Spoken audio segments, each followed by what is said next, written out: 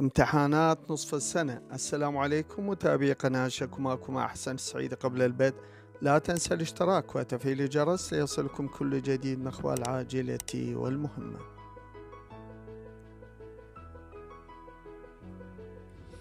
التربية تحدد مواعيد امتحانات نصف السنة العام الدراسي الحالي.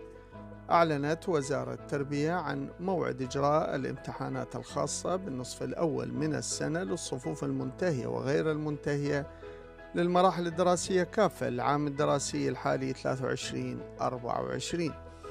وذكرت الوزارة في بيانها أن اللجنة الدائمة للامتحانات حددت بدء الامتحانات الشفهية قبل أسبوع من عملية بدء الامتحانات التحريرية، وأثناء الدوام الرسمي تكون الامتحانات الخاصة بالمراحل الابتدائية اعتبارا من يوم الخميس الموافق 25 من شهر كانون الثاني المقبل، وتنتهي يوم الأربعاء في 31 من نفس الشهر، على أن يكون يوم السبت من ضمن أيام الامتحانات.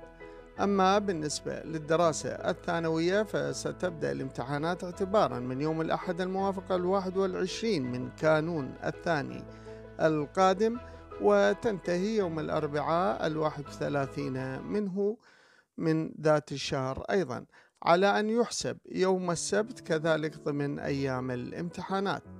ونوهت الوزارة إلى أن العطلة الربيعية ستبدأ بعد انتهاء امتحانات نصف السنة، أي يوم الخميس الموافق الأول من شباط القادم لمدة أسبوعين، على أن يستأنف الدوام يوم الخميس الموافق 15 منه، على أن يكون امتحان نصف السنة المؤجلين في الأسبوع الثاني من بدء الدوام الرسمي ولمدة أسبوع واحد فقط.